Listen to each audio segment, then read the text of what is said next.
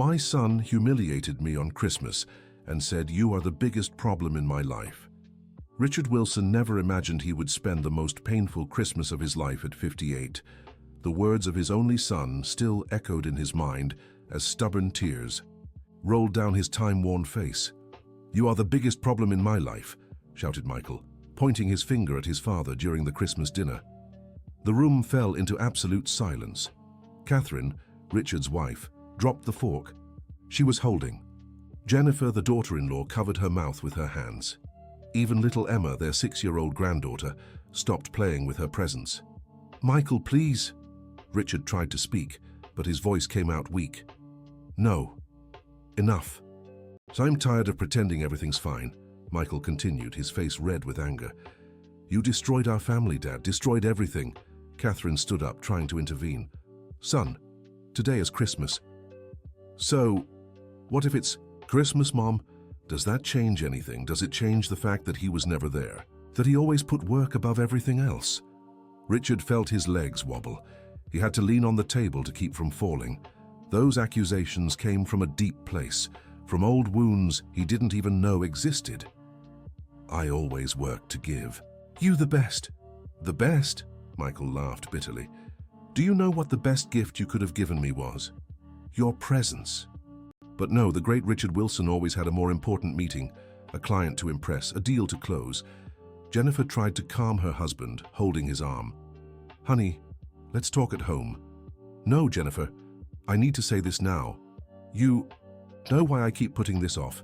Because deep down I still hope he'll change. But look," Michael gestured to the table. "Even on Christmas he was on the phone 5 minutes ago." It was true. Richard had taken a work call moments before they sat down for dinner. An old habit, hard to break. "Son, I can explain." "Explain what?" "The birthdays you missed, the school events you never attended, the day I graduated and you showed up late because of a meeting." Every word felt like a stab to Richard's chest. He looked at Catherine for support, but saw in his wife's eyes an old sadness, a silent resentment she had carried for years. "Grandpa's crying," whispered Emma, momentarily breaking the tension. "Dear listener, if you're enjoying the story, please take a moment to like and especially subscribe to the channel. It helps us a lot as we're just starting out." Now, continuing. Michael picked up his daughter, trying to calm himself. But years of pent-up anger couldn't be contained so easily. "You know what hurts the most," he continued, his voice choked. "Gad's that I swore I'd be different with Emma. But sometimes I catch myself repeating your patterns, working too much, coming home late. So you understand." Richard tried. "No, I understand that I need to change before it's too late. Before my daughter grows up and feels about me the way I feel about you." The silence that followed was deafening. Richard looked around the room, the same room where so many Christmases had been celebrated. The tree lights twinkled cheerfully, oblivious to the family drama unfolding. The fireplace crackled, but its warmth couldn't melt the ice that had formed between father and son. "I think we should go," said Michael, standing up with Emma in his arms. "Son, please," Catherine begged. "I'm sorry, Mom. I shouldn't have exploded like this. But I can't pretend anymore." Jennifer quickly gathered Emma's presents, while Michael helped his daughter into her coat. Richard stood frozen, unable to process what was happening. "Michael," he called out as his son reached the door. Michael stopped but didn't turn around. "You know the irony. I still love you, Dad. That's why it hurts so much." And with that, they were gone, leaving Richard and Catherine alone in the room decorated for what should have been a family celebration. Catherine began clearing the untouched plates, tears finally escaping her eyes. "Is he right?" Richard asked, his voice barely a whisper. Catherine stopped what she was doing and looked at him. At 56, she had learned to carry many things in silence, but the time for truth had come. "You've always been a good provider, Richard. We never lacked for anything material, but sometimes what we needed most was you. Just you. Without the phone, without the work folder, without your mind somewhere else." Richard sank into his chair, the weight of decades of wrong choices pressing down on his shoulders. The table set for 6 now seemed like a monument to his failure, As a father and husband, the next few hours were a blur. Catherine finished putting away the food in silence. Richard remained seated, reliving moments from the past with the painful clarity of someone finally seeing the truth. How many times had Michael tried to get his attention? How many signs had he ignored? The phone rang. Out of habit, Richard moved to answer it but stopped halfway. It was Robert, his business partner, probably about the project they were working on. For the first time in decades, Richard let the phone ring until it went to voicemail. "I'm going to bed," Catherine announced, walking past him without making eye contact. "Catherine?" "I'm tired, Richard. Tired of always being the second choice." Alone in the room, Richard looked at the family photos scattered on the shelf. In one, Michael was about 10 years old, smiling at a school soccer game. Richard wasn't in the photo. He was on a business trip. Another photo showed Michael's high school graduation. Richard was there, but even in the picture, you could see he was looking at his phone. How had he not noticed before? The night wore on, and Richard stayed in the room. The silence of the house was suffocating.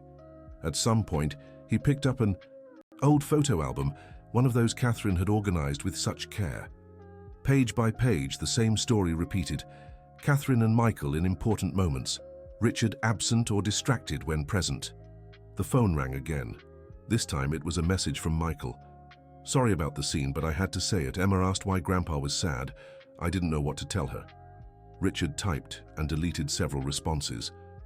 What could he say to the son he'd hurt for so long? How could he apologize for years of emotional absence? The following days were hard. Catherine barely spoke to him, leaving early and coming back late. Richard found out she was spending time at her sister Barbara's house in Evanston. The home, once full of life, now felt like a mausoleum of missed opportunities. At work, Richard couldn't focus. Robert noticed the change. "Man, what's going on? You've been off since Christmas." "Michael and I had an argument." "An argument? You two always got along." Richard laughed bitterly. "Apparently not. Apparently I was a terrible father and didn't even realize it." Robert, who had known Richard for over 20 years, was silent for a moment. "You know, Richard, I've always admired your dedication to work, but sometimes I wondered, was it worth it?" "What do you mean?" "Remember when Michael had that school play? You asked me to go to the meeting with the Japanese clients in your place." Richard remembered. The deal with the Japanese had been a success. It earned millions for the company. But at what cost? And that time Catherine planned your surprise birthday party.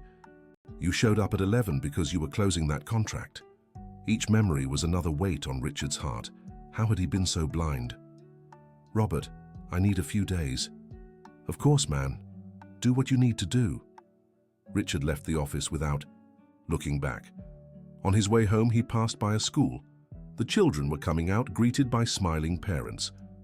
How many times had Catherine picked up Michael alone? When he got home, he found a note from Catherine. "I'm spending a few days with Barbara. I need to think. I left food ready in the fridge." The empty house echoed with memories. Richard wandered through the rooms, each one telling a story of absence. Michael's room, now turned into an office, still had some old posters on the wall. A dusty guitar in the corner. When had Michael given up on learning? Richard couldn't even remember. He decided to call his son, but it went to voicemail. He tried again. Nothing. The rejection stung, but it was deserved. That night, Richard found an old video on the computer. It was Michael's 5th birthday. In the video, the boy blew out the candles while Catherine sang "Happy Birthday." Richard's voice wasn't in the recording. He wasn't there. "Where's Daddy?" little Michael asked in the video. "Working, sweetheart." "But he sent a kiss," Catherine replied, forcing a smile. Richard paused the video, unable to keep watching. How had he lost so much? The next day, he decided to go to Michael's house. He needed to talk, to apologize. He rang the doorbell with a racing heart. Jennifer answered, surprised. "Mr. Wilson, hi Jennifer, is Michael here?" "He is, but he doesn't want to talk to you. Please, just 5 minutes." Jennifer hesitated, then stepped aside. Richard heard whispered voices inside the house. Finally, Michael appeared at the door, not inviting him in. "What do you want?" "To talk. To apologize." "Apologize?" Michael laughed bitterly. "Do you know how many times I waited for your apologies? How many times Mom made excuses for you not being there? I know I messed up." "No, you don't. You have no idea. Do you know what it's like growing up watching other dads at games, at school events, while yours was always working? Son, you know what I used to say when people asked where my dad was? Working to give us a better life. That's what Mom told me. But you know what I really needed? You." Emma appeared behind her father, curious. "Hi, Grandpa." Richard smiled at his granddaughter, but Michael quickly picked her up.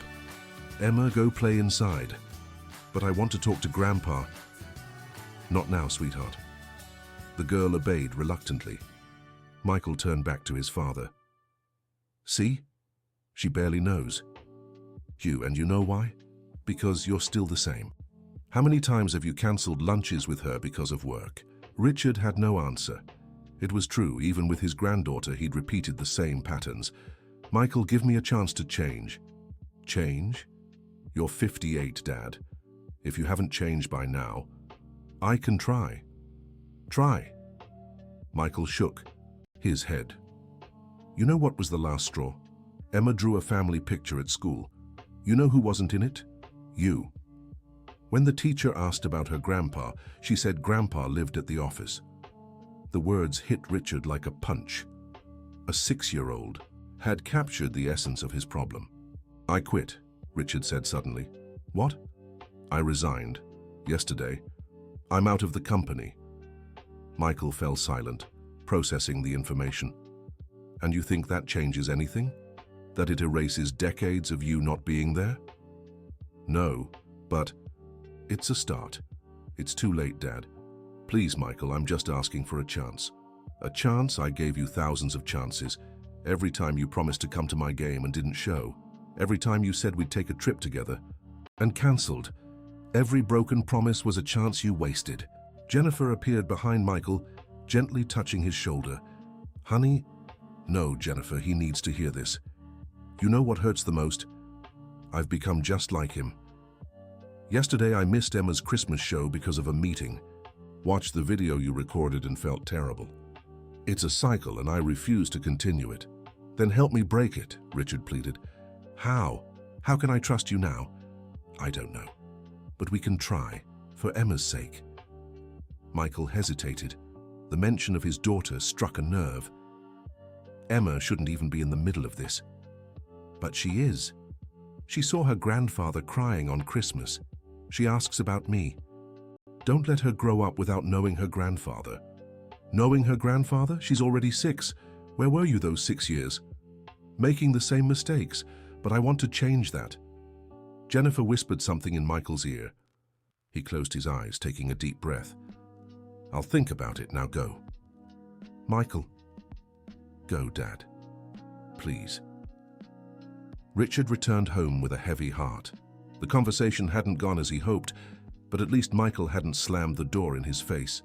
In the following days, Richard tried to stay busy. He organized the house, cooked, something he hadn't done in years, and tried not to dwell on the silence around him. Catherine called once just to say she'd stay a few more days at her sister's. "Catherine, can we talk?" "I'm not ready yet, Richard. I need to process all this." "I understand. I just want you to know I'm changing. I left the company." Silence on the other end. "You did what?" "I quit. I realized professional success isn't worth it if I've lost my family." "Richard," her voice wavered, "that's not what I wanted. I didn't want you to throw everything away." "I didn't throw it away. I chose you. Finally, I chose you." Catherine hung up without another word, leaving Richard to his thoughts. A week passed. Richard settled into a new routine. Waking early, making coffee, reading the paper without rushing.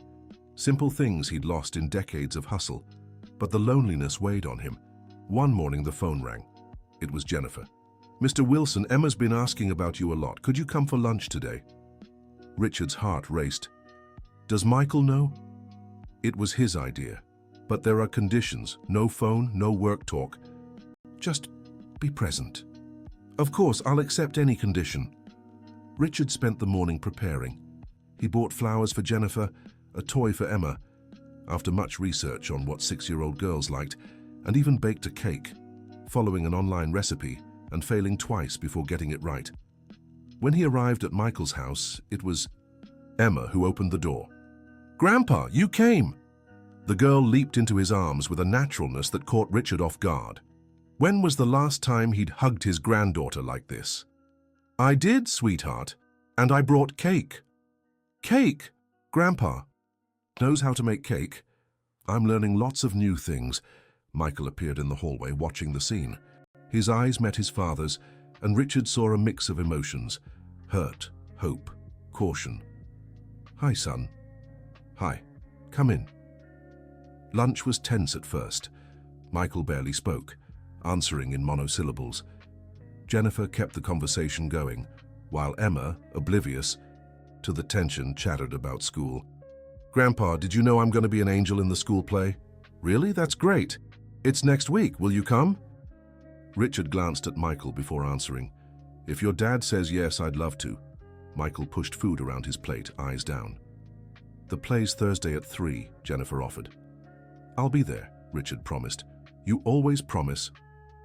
Michael muttered. "Michael," Jennifer scolded. "No, Jennifer, he's right," Richard said. "I always promised and hardly ever followed through, but this time will be different." Why would this time be different? Michael finally looked at him. "Because work won't get in the way anymore. Because I realized I've wasted too much time. Because I don't want Emma to grow up like you, missing her grandfather." "Grandpa, are you sad?" Emma asked, sensing the tension. "A little, sweetheart. But seeing you makes me happy." After lunch, Emma insisted on showing her drawings to Richard. While she went to get her notebook, Michael and Richard were left alone in the living room. "Thank you for letting me come," Richard said. "I did it for Emma. She was really shaken by what happened at Christmas." "I'm sorry about that." "Being sorry doesn't erase the past, Dad." "I know. But can it build a different future?" Michael was about to answer when Emma came running back with a stack of drawings. Richard spent the next hour admiring each piece of art, asking questions, truly present. Michael watched from a distance, something shifting in his gaze. When Richard was about to leave, Emma hugged him tightly. "Grandpa, will you come see me again? If your father allows it, I'll come whenever you want." Michael, who was holding his daughter, gave a slight nod. "How you can come, but no empty promises.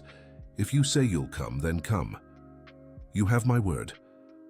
On the way back home, Richard felt something he hadn't felt in a long time: hope. It was a small start, but it was a start. Dear listener, if you're enjoying the story, don't forget to like and especially subscribe to the channel. It helps us a lot as we're just starting out.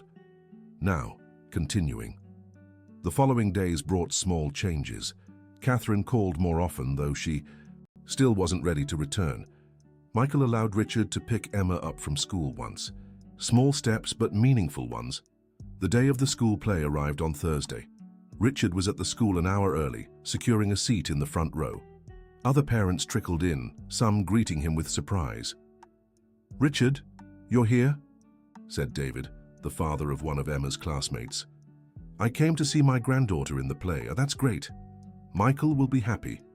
Richard doubted that, but smiled. When Michael and Jennifer arrived, they found Richard already settled, camera in hand. "You came early," Michael observed, surprised. "I didn't want to miss anything." The play began. Emma entered dressed as an angel, scanning the audience. For her parents, when she spotted Richard, her face lit up. She waved discreetly and Richard waved back, his heart overflowing. During the performance, Richard noticed Michael watching him. When their eyes met, Michael whispered, "Thank you for coming. Thank you for giving me this chance." After the play, Emma ran into her grandfather's arms. "Grandpa, did you see? Did you see when I flew? I saw everything, sweetheart. You were beautiful. Did you take pictures? So many, and I filmed it too. My friends didn't believe me when I said my grandpa would come," she said, innocently unaware of the weight of her words. Richard swallowed hard. Michael looked away. "Well, now they've seen that Grandpa came," Jennifer said, trying to lighten the moment. In the parking lot, while buckling Emma into her car seat, Michael pulled Richard aside. She was really happy you were here. I was happy to be here too. You know, Mum called me yesterday, said you've been different. I'm trying to be. She's thinking about coming home. Richard's heart raced. Really? But she's scared. Scared it's temporary. That once things settle, you'll go back to your old ways. I won't go back, Michael. I've learned that success without family is failure. Michael studied his father's face. Emma has a swimming competition next month. Saturday, 9 in the morning. I'll be there. It's far, in Arlington. I'll be there. It could last all day. Michael, I'll be there. You can count on me. That night, Richard called Catherine.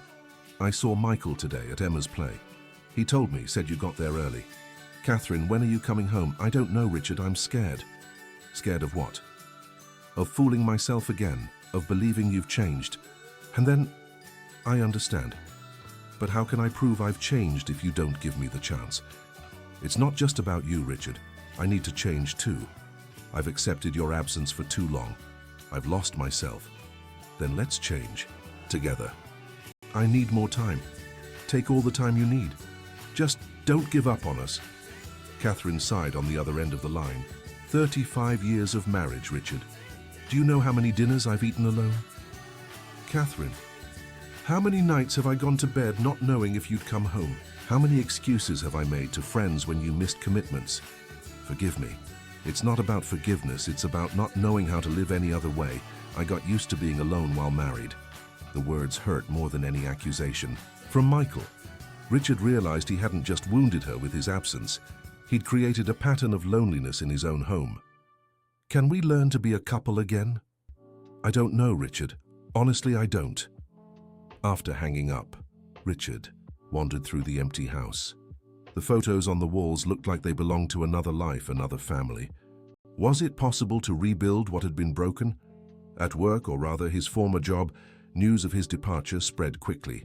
Robert called several times, offering consulting work, partial projects. Richard refused them all. Have you lost your mind? Robert asked over lunch. You're throwing away everything we built. I'm not throwing it away, I'm choosing. Choosing what? My family, something I should have chosen a long time ago. What if they don't take you back? Richard had no answer for that. It was his greatest fear. The weeks passed in an odd routine. For the first time in decades, Richard woke up without professional obligations. He filled his time with things he'd neglected: exercise, reading, cooking. He discovered he enjoyed cooking, though he didn't always get the recipes right. Michael allowed regular visits with Emma. Always supervised, always scheduled, but it was progress. The little girl slowly opened up to her grandfather, sharing stories from school, showing him drawings, asking for help with homework. Grandpa, why don't you live with Grandma? She asked one day, catching Richard off guard. It's complicated, sweetheart. Mommy said sometimes grown-ups need time alone to think. Your mom is very wise, but will you live together again? I hope so. I hope so too. It's sad when families are apart. Out of the mouths of babes, the swim meet arrived. Richard was there at 8 in the morning, an hour early. Michael showed up and found him helping set up chairs. You're helping set up? I got here early and offered. Had nothing better to do. It was a lie. Richard had received 3 consulting offers that week, all declined. But being there, part of his granddaughter's life, was worth more than any contract. Emma competed with determination. Richard cheered louder than he ever had. When she won 3rd place in her category, the joy on her face as she showed him her medal was worth years of lost bonuses. I'm so proud of you, Richard said, hugging his chlorine-drenched granddaughter. Did you see when I made the turn, Grandpa? I saw everything. You were amazing. Michael watched the interaction, something softening in his gaze. After the meet, while Emma showered in the locker room, he approached his father. Thanks for coming, and for staying all day. It wasn't a sacrifice, I had a great time. You know, she talks about you a lot. Tells her friends her grandpa came to watch her swim. Really?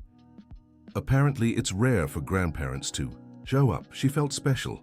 Richard's eyes welled up. I'm sorry I didn't do that for you. Michael was silent for a moment. I had a notebook, he finally said. I wrote down every important event.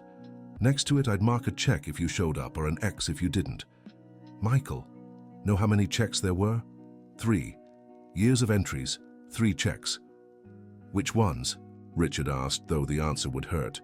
My 10th birthday, you came at the end, but you came. The college graduation, late but present. And my wedding. Just that? Just that. They fell silent, watching Emma leave the locker room, chatting animatedly with Jennifer.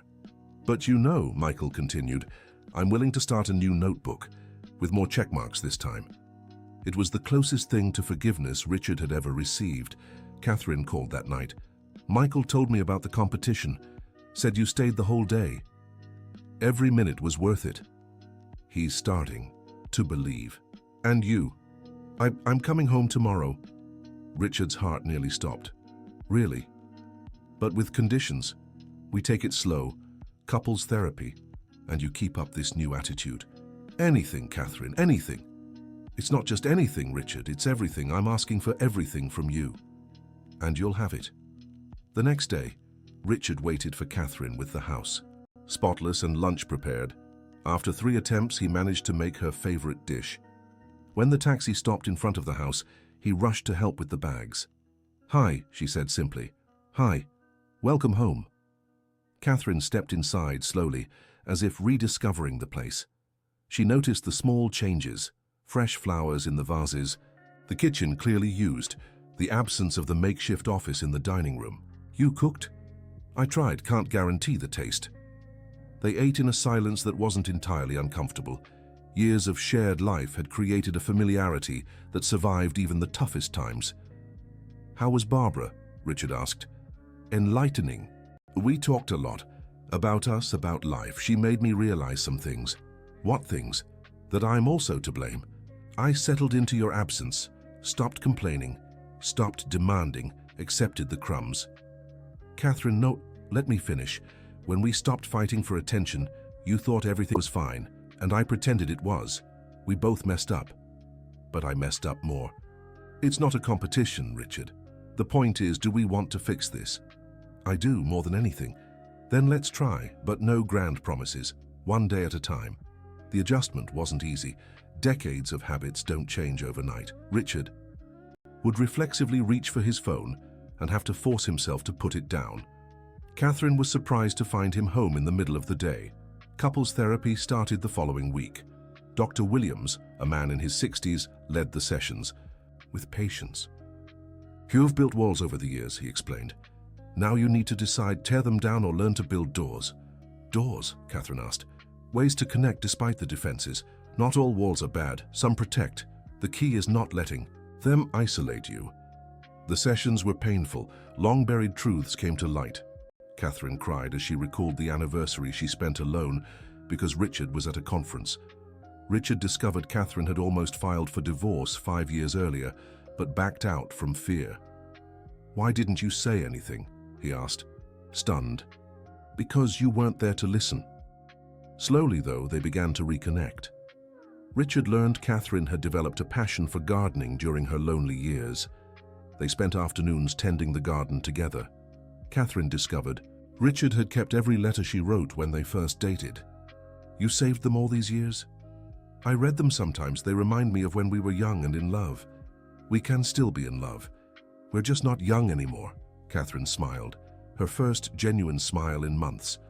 Michael remained cautious, but gradually lowered his guard. He let Richard help him renovate his bathroom.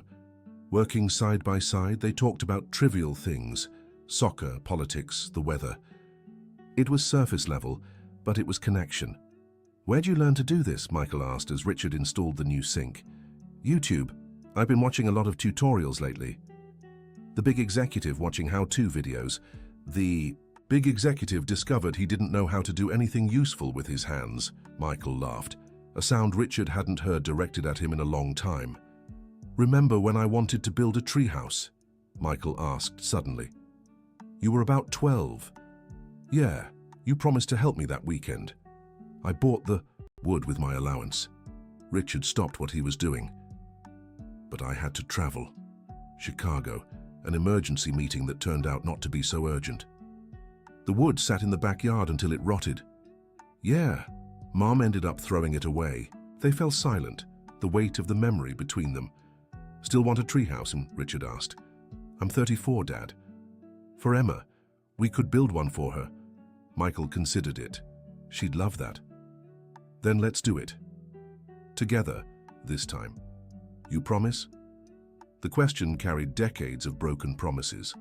Richard looked his son in the eyes. I swear on my life. We'll build that treehouse. The treehouse project became a symbol of rebuilding. Every Saturday, Richard and Michael worked on it together. Emma supervised excitedly, offering impossible suggestions they tried to incorporate somehow. I want a secret ladder, she demanded, and real windows with curtains, and a spot for picnics. Catherine and Jennifer watched from a distance, serving lemonade and sandwiches, seeing father and son work together for the first time in decades. He's different, Jennifer remarked one day. Richard? Catherine asked. Both of them. Michael smiles more. And Richard? He seems lighter. It was true. Without the constant weight of work, Richard rediscovered simple pleasures, waking up unhurried, drinking coffee while reading an actual newspaper, not on his phone, chatting with Catherine about nothing important. But it wasn't all smooth sailing. Money started getting tight. Without his executive salary, their savings were dwindling. Catherine noticed Richard's worries. We need to talk about money, she said one evening. It's under control. Richard, don't start hiding things again. Transparency, remember. He sighed. The savings will last 2 years at most, less if we keep our current lifestyle. Then we change our lifestyle. I don't need fancy restaurants or designer clothes. I need you. But you deserve comfort. I deserve a present husband. We'll adjust the rest. They decided to sell the imported car, cut out luxuries, even considered moving to a smaller house. Every decision was made together. Something new for a couple who had lived decades in separate worlds. The treehouse was finished in 2 months. It wasn't perfect. The planks weren't perfectly straight. The paint had flaws. But it was made with love. Emma inaugurated it with a tea party for her dolls, insisting Grandpa and Dad join. This tea is delicious, Mr. Richard, she said formally, pretending to sip from an empty cup. Thank you, Miss Emma. You're a wonderful hostess. Michael watched the scene with a smile. Later, while Emma played, he pulled Richard aside. You know, Dad, thank you. For what? For keeping your promise, for being here. Michael, Wait, I need to say this. I spent years angry, thinking you didn't love me enough, but now I see you loved me the way you knew how. Wrong, but you loved me. I've always loved you, son. I just didn't know how to show it. I know. And I'm learning to forgive. Not just you, but myself too, for repeating your mistakes. They hugged there in the backyard, the treehouse standing as a witness to their new beginning. But life has a way of testing our resolve. One ordinary morning, Richard got a call that would change everything. It was Stevens, CEO of a multinational company. Richard, I heard you're available. I have an offer you can't refuse. I appreciate it, but I'm not interested. Won't you even hear it? It's to lead our expansion in Brazil. 7-figure salary, bonuses, a car, everything you could imagine. Richard hesitated. 7 figures would solve all his financial worries. I need to think about it. Of course. But I need an answer by Friday. Oh, and Richard, it would be based in Chicago with frequent travel. Richard hung up with his heart racing. Chicago meant leaving his family again. Travel meant more absences. But the money? He didn't tell Catherine right away. He spent days wrestling with it internally. His dwindling bank account on one side, the promise of change on the other. It was Emma who, unknowingly, gave him the answer. During a visit, she showed him a school project. Look, Grandpa, the teacher asked us to write about our hero. I wrote about you. Richard read with emotion. My grandpa is my hero because he always comes to see me now. He makes the best cake in the world and helps me with my homework. Before he worked a lot, but now he has time for me. I love my grandpa. Tears fell without permission. There was his answer. No salary in the world was worth more than being his granddaughter's hero. He called Stevens right away. Thank you for the offer, but I'm going to decline. Are you... Sure, you won't get another opportunity like this. I'm sure I already have what I need here, he told Catherine that night. She hugged him tightly. You made the right choice. But what about the money? We'll figure it out, we always have. Their financial situation forced them to get creative. Richard started consulting from home, taking only projects that didn't require travel or crazy hours. Catherine went back to teaching English, something she'd given up years ago. It wasn't much, but it was enough. You know, Catherine said one night while reviewing their finances, we're spending less and talking more. That's a good deal, Richard agreed. The most significant change came 6 months later. Michael showed up one Sunday morning with a proposal. Dad, remember Anthony, my friend from college? The one who started that startup? Yeah, he's looking for someone experienced to mentor. Him. It's not a formal job, more like an advisor. Just a few hours a week, flexible work. Michael, you don't have to find me a job. I'm not. He really needs help. And I told him I know the best strategist in the business. Richard was moved by his son's confidence. You trust me for this. I learned everything about business from you. The problem was never your competence, Dad. It was your priorities. Richard accepted the offer. The mentoring work was rewarding in a way the corporate world had never been. Helping young entrepreneurs, passing on knowledge, without the crushing pressure of before. The next Christmas approached, a year after that explosion that changed everything. Catherine and Richard planned carefully. We need to do things differently, Catherine said. What do you suggest?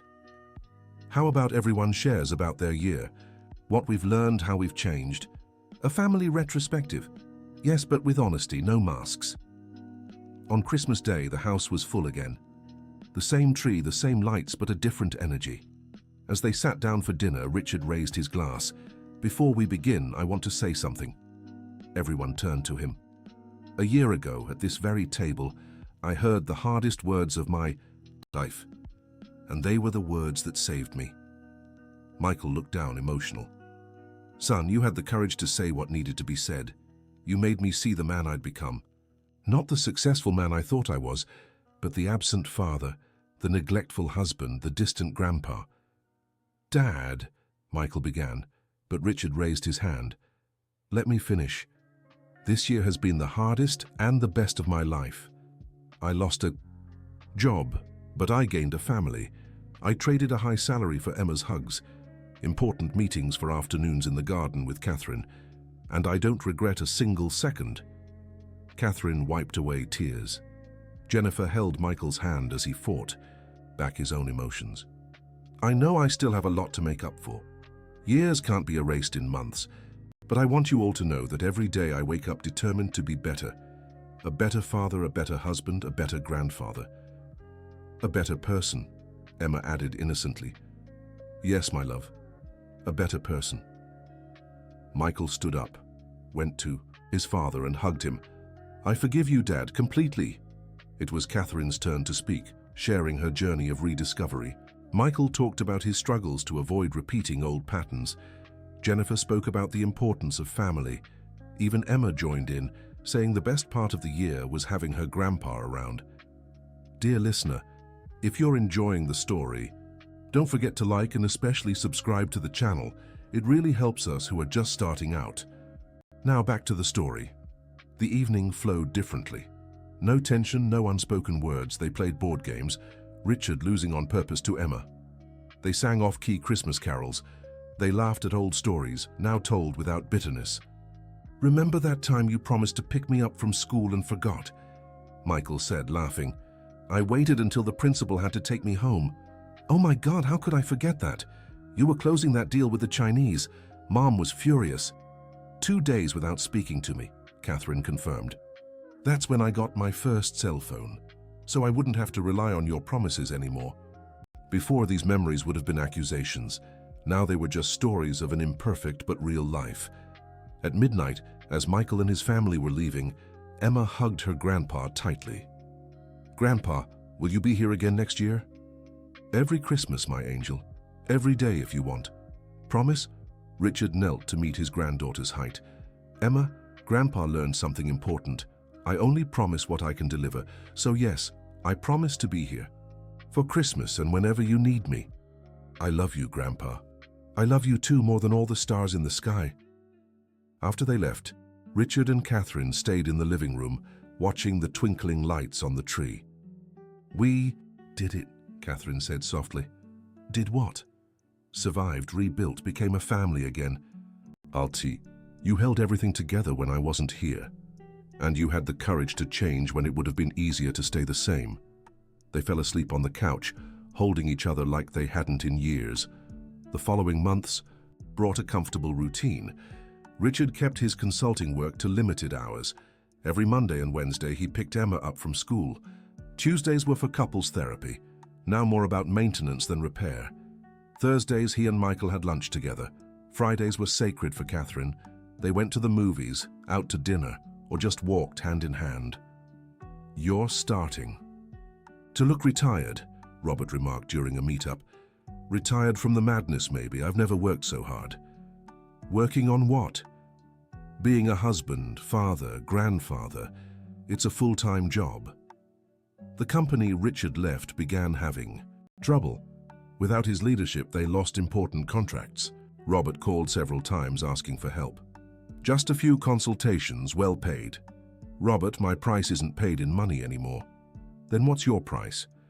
Time, and that's not for sale. One day, Catherine found Richard in his office, now a modest corner in the guest room, looking over spreadsheets. Problems? No, just calculating. If we keep this up, the money will easily last another 3 years. So then after that, we'll see. Emma will be older. I can take on more projects, or we sell the house, buy something smaller. You'd sell this house, where we raised Michael? For you, I'd sell everything. Home is where the family is, not the other way around. Catherine kissed him. How did I fall for such a stubborn man? Lucky for me, you're persistent. The real test came when Richard received an invitation to speak at an international conference. New York, all expenses paid, a generous fee. It's just a week, he told Catherine. The decision is yours. But what do you think? I think you know the answer. The question is, what do you think? Richard thought. The conference was the same week as Emma's science fair. I'll decline, Ty. Are you sure? Absolutely. I've already missed too many fairs. The science fair was a success. Emma presented a baking soda volcano, with her grandfather's help building it, and won an honorable mention. Grandpa, the judge said my volcano was the most creative, because it was made with love and dedication, and with a lot of mess, Catherine added, remembering the kitchen covered in lava during testing. Michael watched the whole interaction with a smile. You know, Dad, you look younger. I feel younger, or more alive, maybe. It's good to have you back. I never left, son. I was just lost within myself. And what helped you find your way? Richard looked at Emma, showing her prize to the other kids. Catherine chatting with other parents, Michael by his side. You showed me the way home. The second year of the new life, as Catherine called it, brought different challenges. Richard's health showed signs. High blood pressure, cholesterol. Years of stress were taking their toll. You need to take care of yourself, the doctor warned. Change your diet, exercise. More changes? Richard joked. Life is constant change. We either change by choice or by necessity. Richard chose to change. Gym 3 times a week. Michael sometimes joined him. Daily walks with Catherine, balanced meals. Emma became her grandfather's diet enforcer. Grandpa, that has too much salt, she'd scold. How do you know? I learned at school. Too much salt is bad for your heart. And you want to take care of Grandpa's heart? Of course, I need you around for many more years. The simplicity of a child's logic was devastating.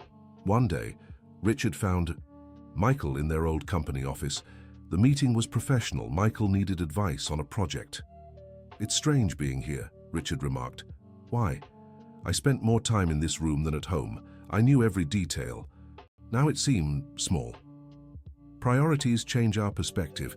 They worked on the project together, father and son as equals. No longer boss and subordinate, but 2 men sharing knowledge. Your ideas are better than mine, Richard observed. I learned from the best, in business and in mistakes. Hopefully more in business. In both, Dad. Mistakes teach too. Your mistakes taught me what not to do. It was painful to hear, but necessary. Every honest conversation strengthened the mended bonds. Catherine developed a social project, teaching English to underprivileged youth. Richard volunteered to help with the administrative side. I don't want you to overwork yourself, she said. There's just 2 afternoons a week, and it's for a good cause. The best cause, giving opportunities. Working together on the project, they rediscovered a lost synergy. Catherine with her gift for teaching, Richard with his talent for organizing, complementary. We make a good team, he said after securing an important donation. We always did. We just forgot for a while. Life went on with big and small moments.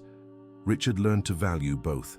Leisurely breakfasts, Emma's calls about her day, lunches with Michael, evenings with Catherine. But the biggest test was yet to come. On an ordinary afternoon, Richard got a call that froze him. It was from the hospital. Mr. Wilson, your son was in an accident. The world stopped. Richard barely managed to jot down the hospital's address. He called Catherine with trembling hands. Michael, accident, hospital. I'm on my way. Breathe, Richard. Everything will be okay. At the hospital, they found Jennifer, sobbing in the hallway. What happened? Richard asked, his heart pounding. Head-on collision. The other driver ran a red light. Michael's in surgery. The hours that followed were the longest of Richard's life. Every minute an eternity, every noise a hope or a fear. Catherine held her hand while Jennifer tried to calm Emma, who didn't understand why she couldn't see her father. Grandpa, is Daddy going to be okay? The little girl asked. Richard knelt before her, struggling to keep his composure. The doctors are taking care of him. They're the best. Do you promise he'll be okay? The words caught in his throat. His new rule of only promising what he could deliver. I promise we're all here for him, and that we love him very much. Emma seemed to understand the non-promise and hugged her grandfather tightly. The doctor finally appeared after 4 endless hours. The surgery was successful. He had multiple fractures and a head injury, but he's stable. The relief was so intense, Richard had to lean against the wall. Can I see him? Jennifer asked. He's still sedated, but you can go in one at a time. Jennifer went first, then Catherine. When it was Richard's turn, he hesitated at the door, seeing his son in that bed covered in tubes and machines. Hi, son, he whispered, holding Michael's hand. I'm here, Dad's here. The words came out naturally, as if Michael were still a child. Richard couldn't remember the last time he'd said, Dad's here. You have to get better. Emma needs you. Jennifer needs you. I need you. We still have so many tree houses to build.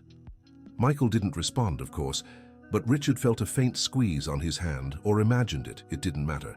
He stayed there, holding his son's hand, making silent promises. To be present, to make up for lost time, to be the father Michael deserved. The following days were intense. Richard practically lived at the hospital. Catherine alternated between caring for Emma and supporting Jennifer. The family came together like never before. On the 3rd day, Michael woke up, confused, in pain, but awake. Dad, were his first words. I'm here, son. What happened? An accident. But you'll be okay. Emma. She's fine. Anxious to see you. Michael tried to smile but winced in pain. I don't remember. That's normal. What matters is you're alive. Dad? Yes? Thank you for being here. Always, son. Always. The recovery was long. Months of physical therapy, home adjustments, frustrations, and small victories. Richard was there for every session, every appointment. You don't have to come every time, Michael said one day. Yes, I do. Why? Because that's what fathers, our real fathers. Michael had to relearn how to walk. Richard was there for every shaky step, every fall, every milestone. It was painful to see his strong, independent son needing help with basic things. I hate this, Michael vented after a particularly hard session. What? Being dependent, not being able to do anything on my own, it's temporary.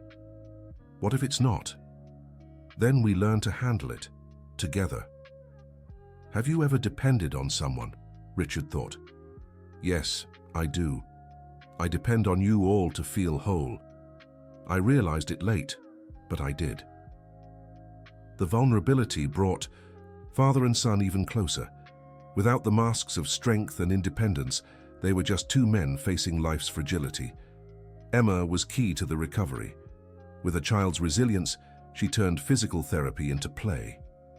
Daddy, let's see who walks faster. Emma, Daddy can't run yet. Then let's go slow, like turtles.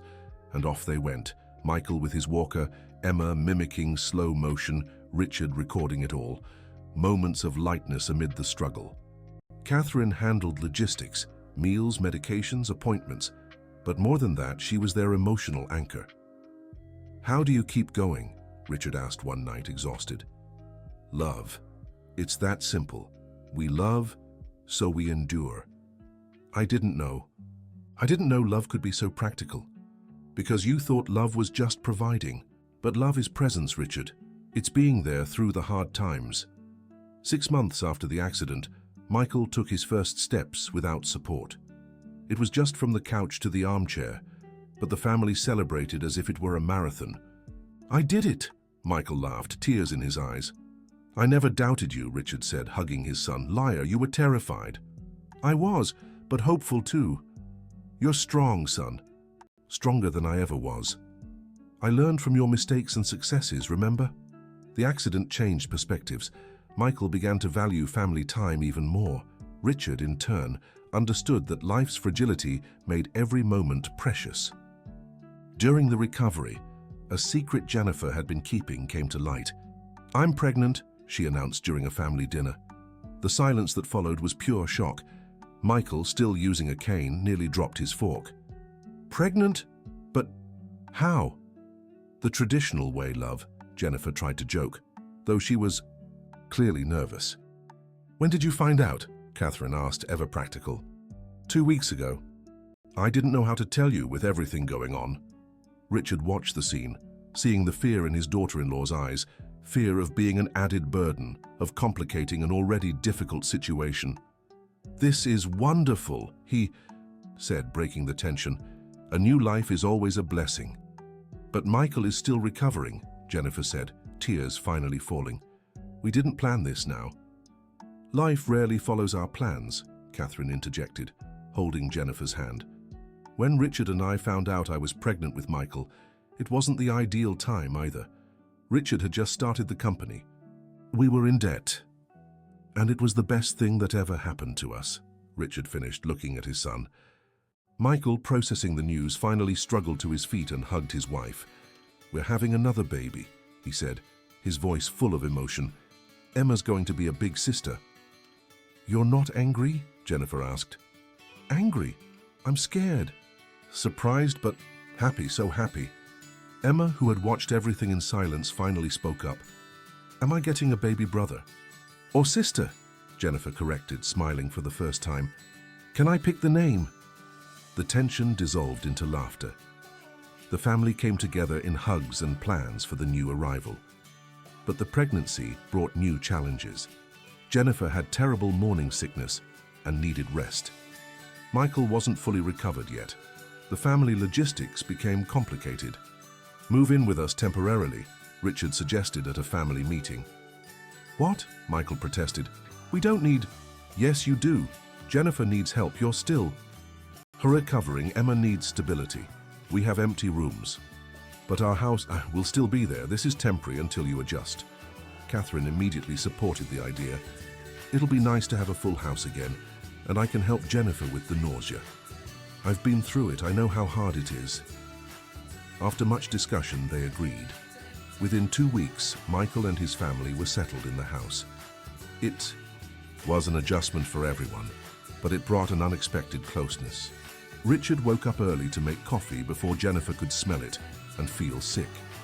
Catherine took care of Emma while Michael went to physical therapy. Meals became loud family affairs. Feels like we've gone back in time, Catherine remarked.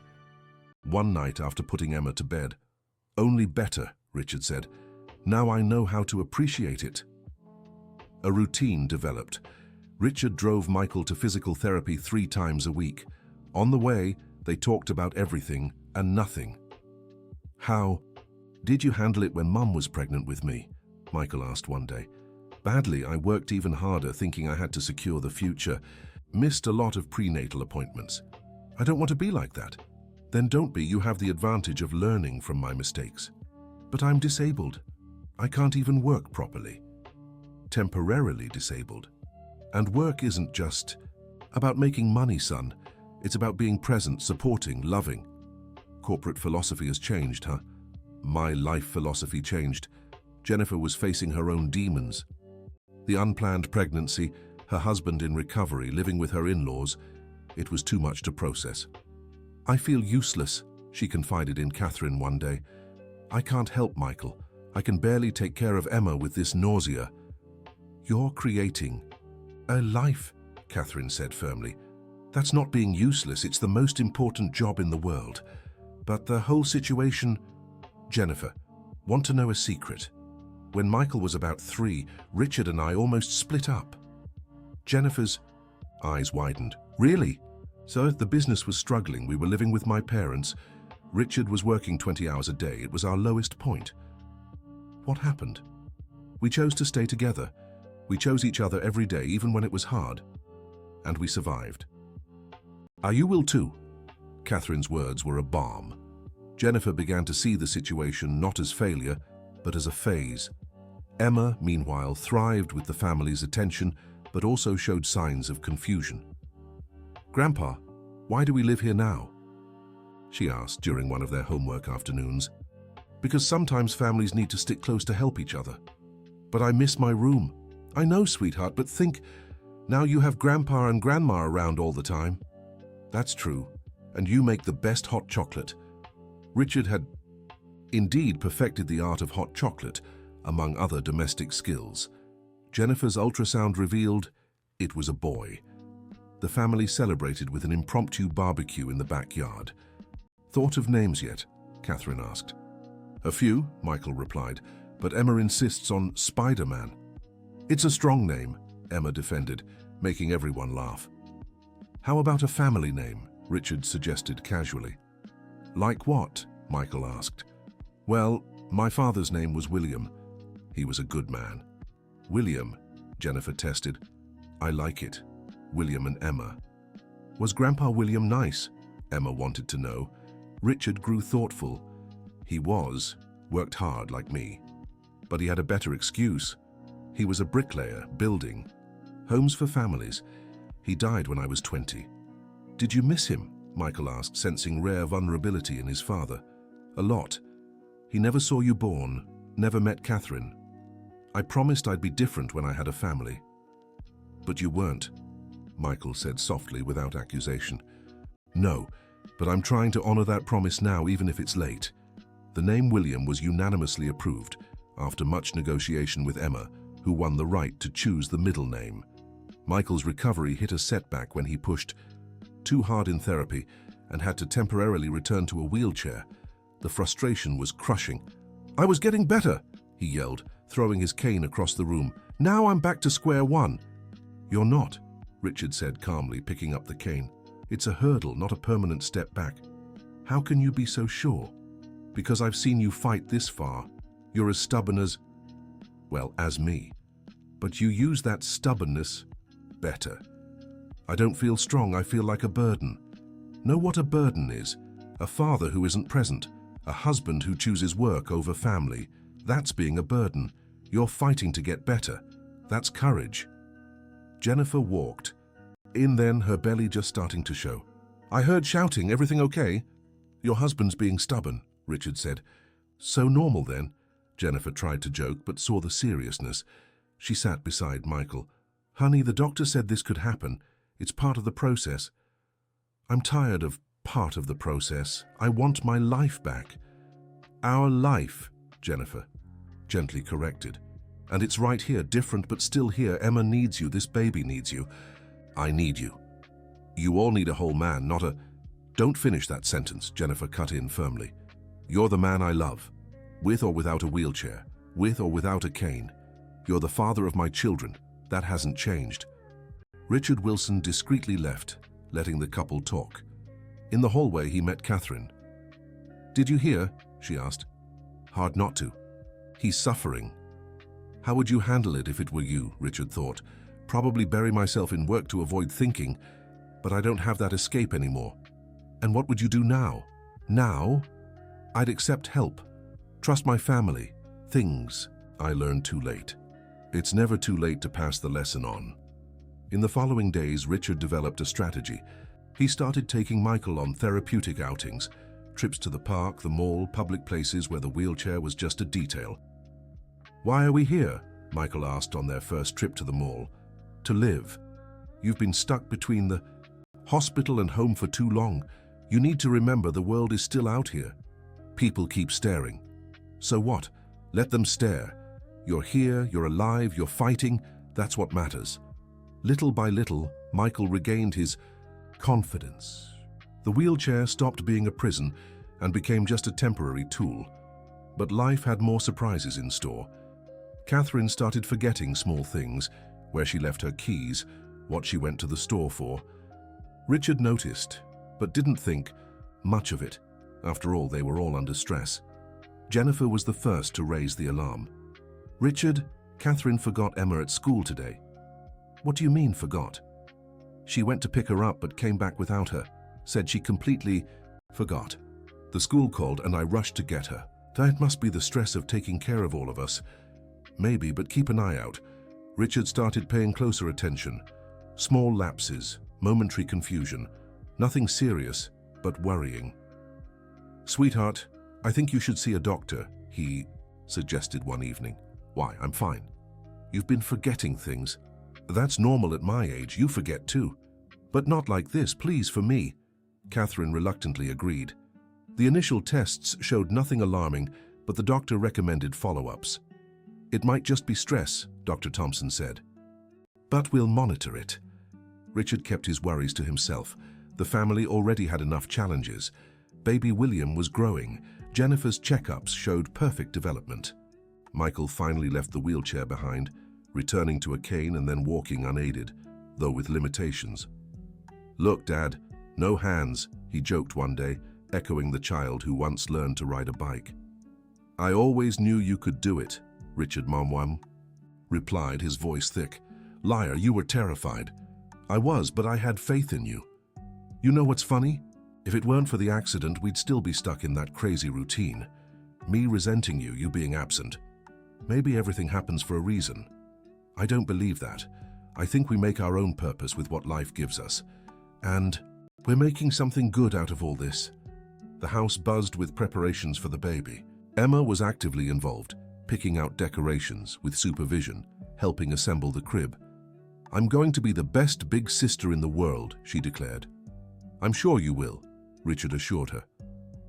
But one night, Emma asked a question. That caught everyone off guard. When the baby comes, will you forget about me? Silence fell instantly.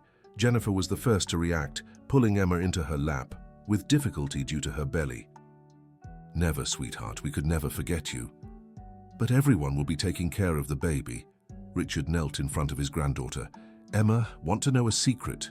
When your dad was born, I had the same fear. I thought my parents would forget about me. Really? Really? But you know what I learned? Love doesn't divide, it multiplies. We'll love William, but that won't make us love you any less. Promise? I promise.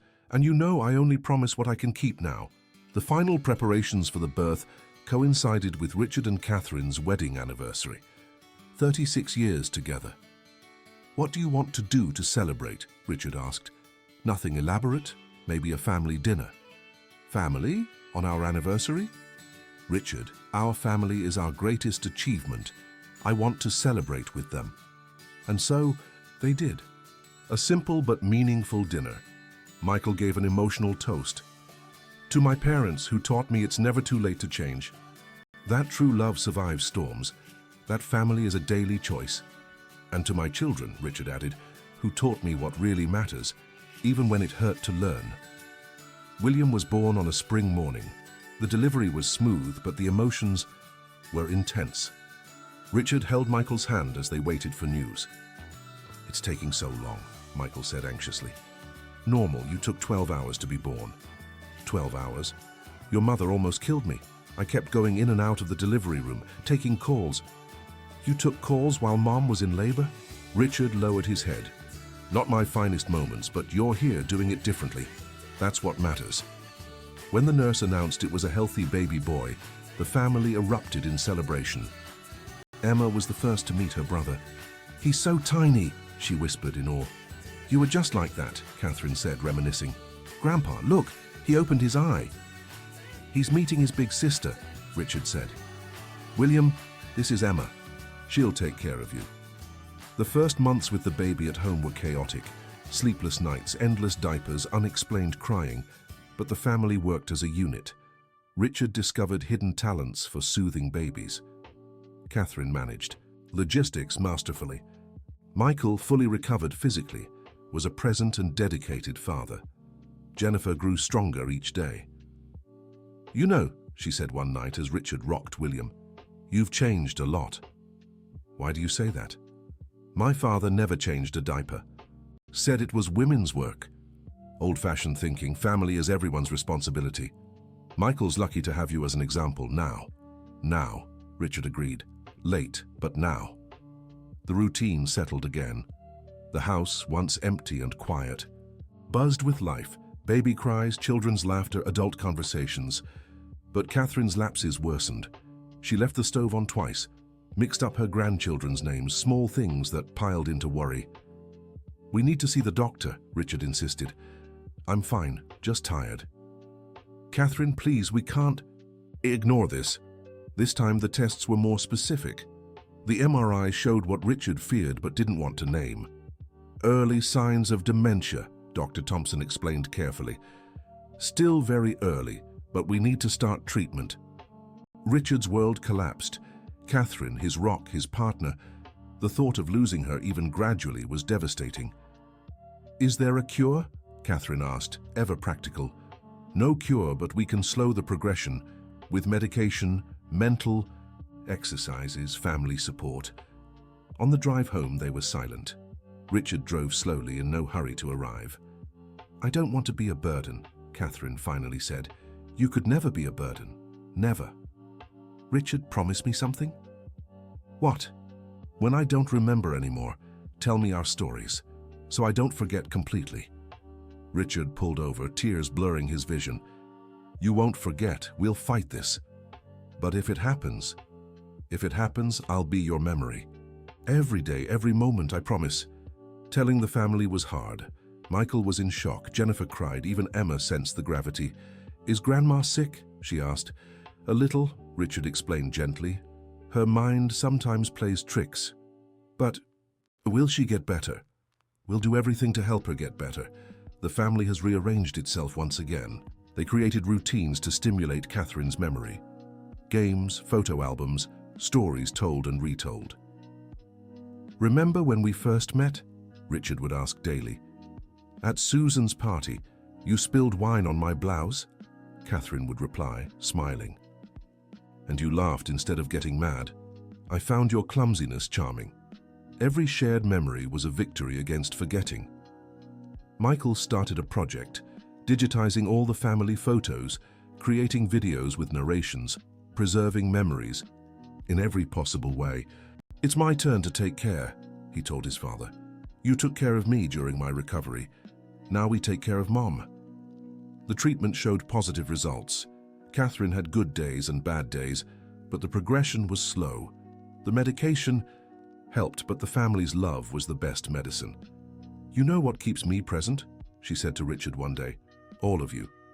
When I see Emma, I remember Michael as a child. When I see William, I remember new beginnings. When I see you, I remember why it's worth fighting." Richard held her tight. "We'll beat this together. I don't know if we'll beat it, but we'll live through it together. It's different, but it's enough." Christmas was approaching, again. 2 years since that explosion that changed everything. The house was different, fuller, livelier, more challenging. Richard planned carefully. He wanted a special Christmas, perhaps more special than others, with the shadow of Catherine's illness looming over them. "What if we do something different this year?" he proposed over breakfast. "Different how?" Michael asked, feeding William baby food. "How about a trip, all of us together? Beach, countryside, wherever you want. With 2 babies and Mom needing routine?" Michael questioned. "Or," Catherine interjected, "we make this the simplest, most genuine Christmas yet. Just us at home, no pressures." "But I want it to be special for you," Richard insisted. "Richard," Catherine held his hand, "being with you is already special. I don't need anything more." And so they decided. A quiet, intimate Christmas. At home, focused on what mattered. The weeks leading up to Christmas were spent carefully preparing. Richard and Michael set up an elaborate decoration, with Emma directing operations. "The star is crooked, Grandpa." "That makes it perfect," Richard replied. "The best things in life are a little crooked." "What do you mean?" "Well, nothing in life is perfectly neat, and that's okay. What matters is the love we put into things." Jennifer, recovered from childbirth, returned to work part-time. It was a hard decision, leaving William in the family's care. "Are you sure?" she asked for the 10th time. "Jennifer, we're family," Catherine said firmly. "Taking care of the little ones is our privilege. But with everything else you're already dealing with..." "William isn't a burden," Richard interrupted. "He's a blessing. Let us help." The routine settled in. Richard took care of William in the mornings while Catherine rested. Michael worked from home, adjusting his schedule. Emma went to school proudly, talking about her baby brother. But there were difficult moments. Catherine had a severe episode of confusion, not recognizing Richard for several minutes. "Who are you? Why are you in my house?" she asked, frightened. Richard stayed calm, though his heart broke. "I'm Richard, your husband. We've been married for 36 years. "No, my husband is young. You're lying." "Catherine, look at me. It's me. We've grown old together." It took half an hour for her to return to the present. When clarity came back, so did the tears. I'm sorry, I didn't..." "Shh, it's okay, it wasn't your fault. I was scared. Not recognizing you was terrible. For me, too. But it passed. We're here now." Michael witnessed the episode and was shaken. "Dad, how do you handle it?" "Love, son. When we truly love, we find strength where we thought we had none. And if it gets worse, then we'll face it one day at a time." "You've really changed. The old Richard would have run off to work." "Yes, but that Richard doesn't exist anymore. This one chooses to stay." The medication was adjusted. Catherine started having more good days than bad, but the family knew it was a constant battle. On a quiet afternoon, Catherine called Richard for a serious talk. "I need to ask you something difficult. Anything. When I get worse, and let's be realistic, I don't want you to sacrifice everything for me." "Catherine, listen. I've watched you transform over these years. I've seen our family rebuild. I don't want to be the reason it all falls apart again. You could never be that. You're the center of everything." "That's exactly why. Promise me you'll accept help, that you won't try to carry it all alone. We'll take care of you, all of us." "I know, but you have a tendency to want to be the lone hero." "Don't be. Be part of the team," Richard promised, knowing it would be a hard promise to keep. Caring had always been his way of loving, even if flawed. Michael's memory preservation project had progressed. He created a simple app where the family could add photos, videos, and audio clips. Everyone contributed. "Look, Grandma," Emma said proudly. "I recorded you telling the story about Grandpa spilling the wine. How many times will I hear that story?" Richard joked. "As many as it takes," Catherine replied. "It's our origin story." William, now 6 months old, was the joy of the house. His laughter was the best medicine during tough moments. He laughed at "P?" Catherine exclaimed each time as if it were the first. "He loves Grandma," Jennifer confirmed, "and Grandma loves him, loves all of you." Christmas preparations intensified. Richard found recipes from Catherine's mother, dishes she loved but hadn't made in years. "How did you get Mom's pudding recipe?" Catherine asked, moved. To see the old notebook. Barbara gave it to me. I called her, explained I wanted to make a Christmas with your favorite memories. You called my sister. We've been talking a lot. She helps me understand you better. Catherine kissed him, tears in her eyes. You're a good man, Richard Wilson. I try to be. You teach me every day. A week before Christmas, there was another scare. Catherine went out to the garden and got lost. She couldn't find her way back home. It was Emma who found her, sitting on the garden bench, confused. Grandma? Why are you crying? I don't remember. How to get back? Come with me, Grandma, I'll show you the way. The 7-year-old guided her grandmother back, holding her hand firmly. Richard watched from the window, his heart tight with pride and sadness. Emma was amazing, he told Michael later. She understands more than she lets on. Yesterday, she asked me if Grandma would forget her. What did you say? The adapted truth that sometimes Grandma might forget things, but love stays safe in the heart. Wise. Learned from the best. Late, but learned. Christmas Day. Arrived with sunshine and hope. The house woke to the smell of coffee and fresh bread. Richard kept the tradition of waking early to prepare the special breakfast. Catherine came down slowly, helped by Michael. She was having a good day, lucid and present. Merry Christmas, family, she said, radiant. Merry Christmas, Grandma. Emma ran to hug her. William, in Jennifer's arms, babbled happily. The table was set for 7, the 6 of them plus the ever-present memory of those who weren't there. Before we begin, Richard said, I want to say thank you. 2 years ago, I thought I'd lost everything. I realized I was just starting to gain what mattered. Dad, Michael began, emotional. Let me finish. Catherine, you are my life. Even on the hard days, especially on the hard days. Michael, you taught me it's never too late to change. Jennifer, thank you for accepting our crazy family. Emma, you bring light to our days. And William, you're proof that life always renews itself. My turn. Michael stood up. 2 years ago, I was so angry. I thought I'd lost my dad. To work. Turns out he was just lost. Thank you for finding your way back, Dad. Catherine tried to stand, but Richard helped her. I sometimes get lost now, but one thing I never forget. I love you, each of you, with every fiber of my being. It was a different Christmas. No tension, no unspoken words. They ate, laughed, and shared stories. Catherine had moments of confusion, but the family navigated them with ease. Grandma, tell the story of how you met Grandpa, Emma asked. Again? Catherine laughed. I like that story. And Catherine told it with Richard filling in the gaps when she hesitated. This was their new normal, imperfect, but full of love.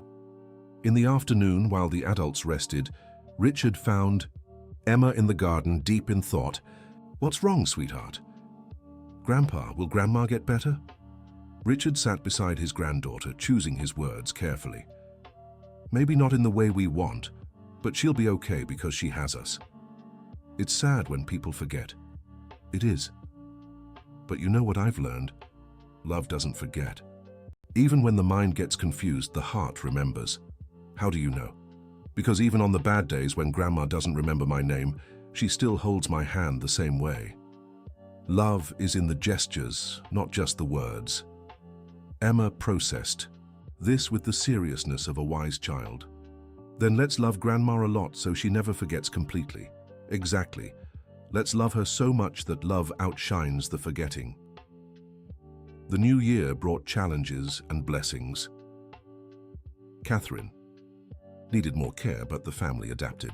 They hired a nurse for a few hours a day, accepting help as promised. I don't like strangers in the house, Catherine complained at first. She's not a stranger, she's help, Richard explained patiently. So we can make the most of our time together. The nurse, Mrs. Jenkins, was a kind woman who quickly won Catherine over with her stories and endless patience. Michael returned to the office part-time but with flexible hours. The accident and his mother's illness had permanently shifted his priorities. You know, Dad, he said over lunch, my boss complained I'm not available 24/7 anymore. What did you say? That my family isn't negotiable. That I learned from the best teacher the cost of putting work first. I was a terrible example. You were, but you became the best example of change. That counts for more. Jennifer found balance between motherhood and career with the family's unwavering support. Emma became the best big sister, as promised, helping with William and their grandmother. Grandma, remember William, your baby grandson? She'd say gently on the bad days, William, Catherine would smile, my grandson. Where's Richard? I'll get Grandpa. Stay here with me. And Richard would come always. No matter what he was doing, Catherine was his priority. One afternoon, while sorting old papers, Richard found a letter he'd written to Catherine when they first started. Dating, the words of young Richard promised presence, companionship, and priority. Took me 35 years to keep those promises, he told Catherine, showing her the letter. Better late than never, she replied in a moment of clarity. And you're keeping them now when I need it most. I'm sorry for all the lost years. They weren't lost, just postponed. We're living them now fully. The second anniversary of Michael's accident arrived. The family decided to turn the date into a celebration of resilience. Strange to celebrate the worst day of my life, as Michael remarked. We're not celebrating the accident, Richard corrected. We celebrated everything that came after. The union, the change, the rebirth. Rebirth, that's a good way to see it. They prepared a special lunch. Michael walked without any support, showing his full recovery. William took his first steps with Emma guiding him. Look, Daddy, William is walking just like you, Emma exclaimed. We're all learning to walk again, Jennifer observed, each in our own way. Catherine had an exceptional day, joining in everything, laughing at William's clumsy attempts to walk. My beautiful family, she said at the end of the day. How did I get so lucky? We're the lucky ones, Richard answered, kissing her forehead. But the progression of the illness was relentless. Catherine began to struggle more.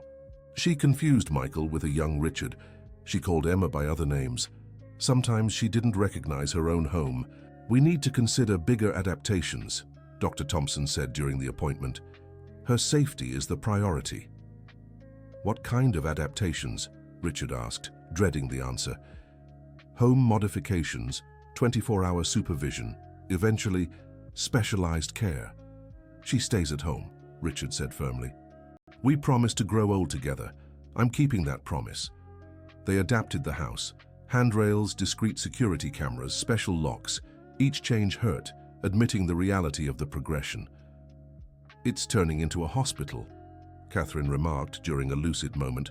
It's turning into an even safer home, Richard corrected, so we can stay together longer. You've given up so much for me. I've given up nothing. I've chosen what matters. I choose it every day. The routine became more challenging, but the family grew even closer. They created schedules, shared responsibilities, kept Catherine at the center of everything. One difficult night, Catherine woke up screaming, not recognizing anyone. Richard spent hours calming her, singing the songs she loved, telling their stories. I'm scared, she whispered when her clarity returned. Me too, but we're in this fear together. You're not alone. And when I forget that I'm not alone, I'll remember for both of us. Always. Michael witnessed part of the scene and later sought out his father. How do you do? It, Dad. Seeing Mom like this. Remember when you were in the hospital? Every day was a battle, but giving up was never an option. It's the same now. But back then, there was hope for recovery. Here there's hope for good days, for moments of clarity, for love that remains even in confusion. It's different, but it's still hope. You've changed so much. The father I knew would have run away. Yes, but I ran for decades. Now it's time to stay. The third Christmas since the initial crisis approached, the family planned even more carefully, knowing it might be the last with Catherine fully present. I want to do something special, Richard announced. A video with messages from all of us for Catherine, for her to watch on the hard days. Everyone embraced the idea. They recorded messages of love, favorite stories, promises of eternal care. Emma was especially touching. Grandma, when you forget things, I'll remember for you. I'll tell you about the day you found me in the garden, how you make the best cake in the world, how you taught me to tie my shoes. I'm your extra memory, Grandma. I love you to the sky. Christmas arrived gently. Catherine was having a mixed day, moments of clarity alternating with confusion. But she smiled, always smiled when she saw the family gathered. During dinner, Richard made a different toast. This year, I won't talk about the past. I'll talk about the present. The gift of having Catherine with us, beautiful and loved. The gift of seeing Michael strong and wise. Jennifer brave and devoted. Emma growing in compassion. William bringing joy. The gift of being here, now, together. To the present, everyone toasted. Catherine raised her glass with difficulty. I want to say, she struggled with the words. No rush, love, Richard encouraged. Thank you for not giving up, for loving me even broken. You're not broken, Michael said firmly.